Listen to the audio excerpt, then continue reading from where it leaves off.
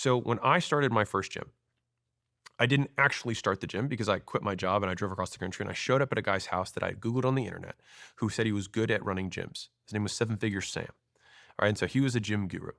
And so I showed up at his actual gym unannounced and I was like, hey, I'm here to be mentored and learn.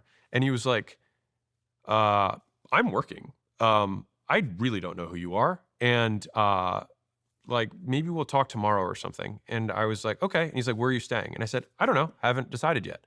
And he's like, what do you mean? I was like, that's my car. I just drove here and all my stuff's in there. And he's like, you have nowhere to live. I was like, I figured I would just figure it out when I got here. And so he offered me to stay at his house that night, which is unbelievably generous. And maybe my salesmanship got him, who knows? Um, but within a few weeks, he had a meetup of all the gyms that were kind of like following his little system for how he ran his personal training studio and boot camp.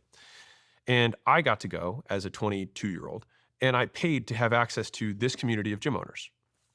And they were all going around talking about what was going good and what was going wrong in the business. And when it got to me, I was like, well, okay, so I want to open a location, and this is kind of what I was thinking about my model, and this is what I was thinking about price points. And they were like, wrong, wrong. Here's why that's not going to work. Here's why that's not going to work. And I was like, oh, okay, well, this is where I was going to buy equipment. They're like, don't buy there. That's retail. You can get it from secondhand over here, and it's literally a tenth of the price. And I was like, oh, that's awesome. Okay, great. I was like, well, I was thinking about getting this type of thing. They're like, no, girls will eat shit on that and they'll fall. Like, I've had 2 girls do it. Don't worry about it. Like, you're not going to use it. But you can get sandbags. You can use them all the time, and they're super cheap. And if you have to replace them, you can. But you can use them for like hundreds of exercises. And I was like, great, I'll do that. And then I was like, okay, so I was thinking about this kind of square footage for my facility. They're like, dude, you don't need all that. You can cut that in half. And I was like, okay, we'll cut that in half. And I was like, I'm willing to pay $2 a foot. And they were like, no, never go over 150. And I was like, okay, never go over 150. And so like in a matter of a day, I got to take like all of the knowledge of all of these guys of the mistakes that they'd all made with their gyms. And I started my first gym just on their backs.